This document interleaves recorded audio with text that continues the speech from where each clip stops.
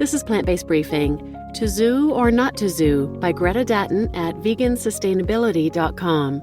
And I'm Marian Erickson, and this is the curated content plant-based podcast where I narrate articles on plant-based, compassionate, eco-friendly living with permission in about 10 minutes or less every weekday. And today's article is from vegansustainabilitymagazine.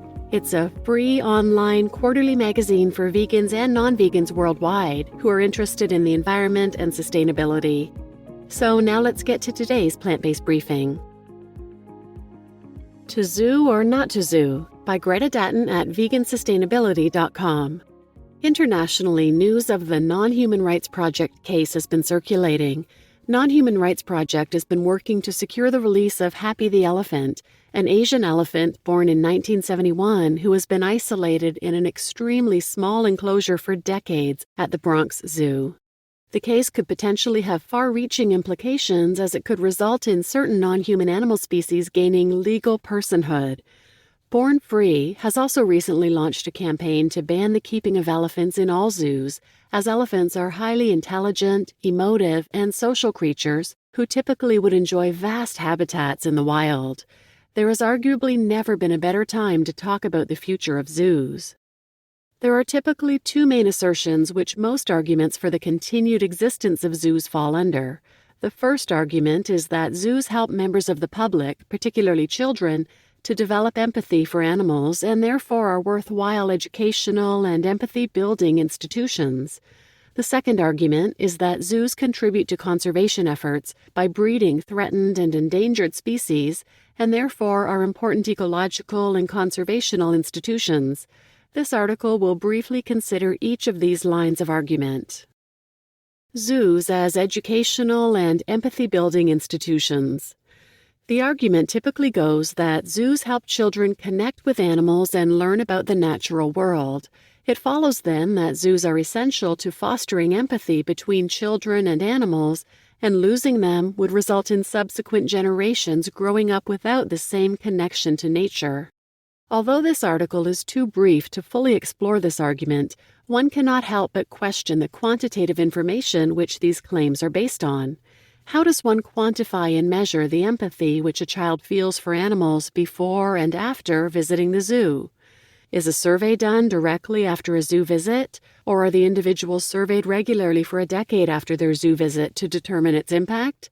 Surely, if this is the argument which is used to justify keeping millions of animals in captivity, it should be supported by extensive, rigorously reviewed, and unbiased quantitative data. In reality, the data does not exist.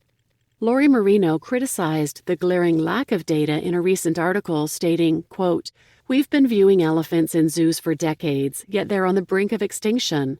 In fact, a mass extinction event is underway despite the fact that hundreds of millions of people have visited zoos and aquariums. The model just doesn't work," unquote.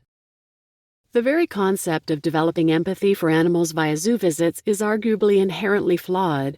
As far as I'm aware, there are no studies which link a frequency of zoo visits to, say, adopting a plant-based diet, or on the other end of the spectrum, committing animal abuse offenses.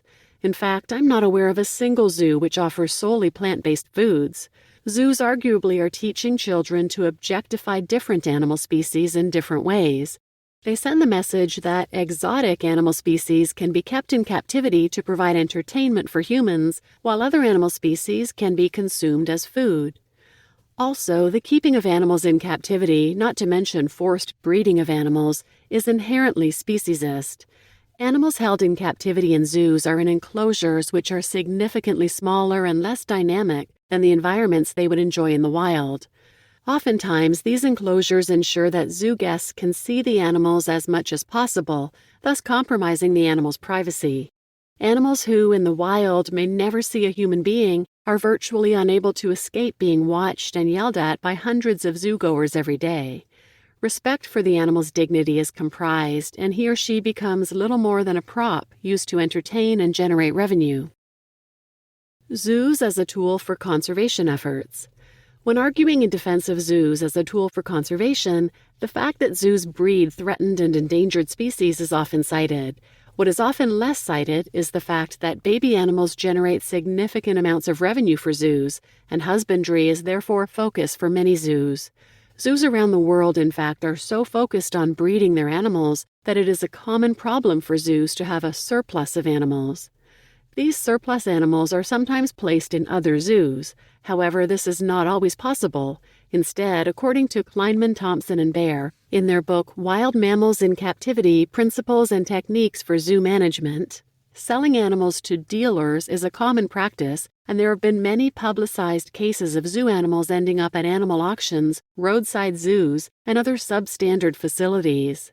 Essentially, these animals are sold to private zoos, circuses, and petting zoos, not quite the coordinated conservation effort that zoos claim to be undertaking.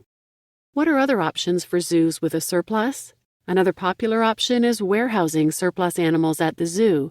As the term suggests, warehousing implies that the areas in which animals are maintained are less than optimal. From Kleinman, Thompson, and Baer. The final option for zoos? Culling.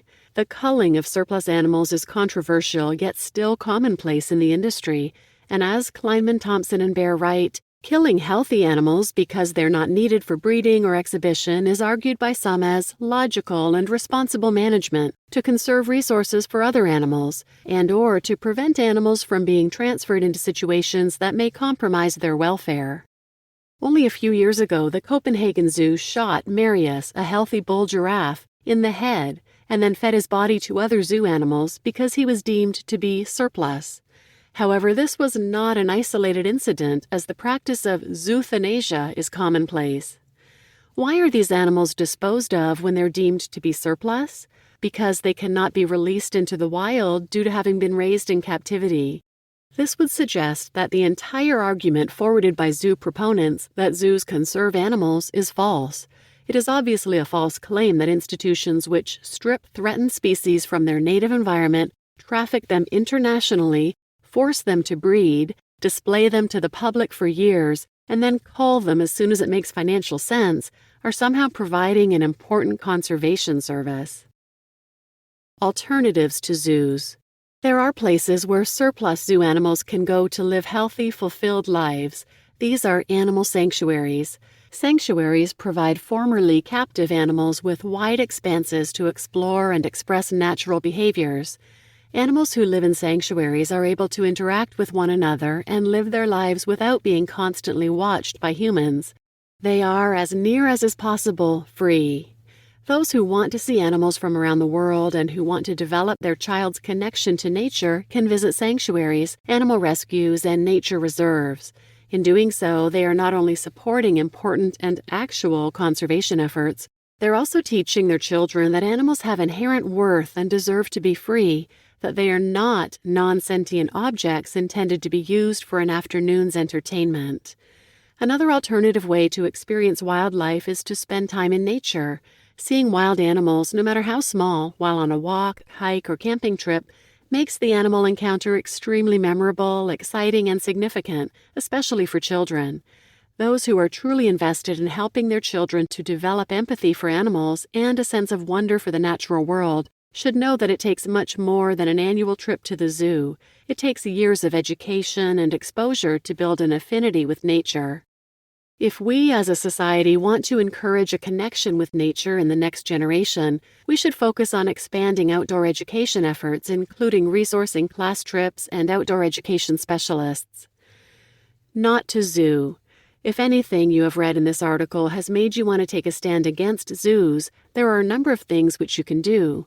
Aside from refusing to patronize zoos, you can educate yourself, your friends, and family about the reality of zoos and how they compromise animal welfare to generate profit from visitors.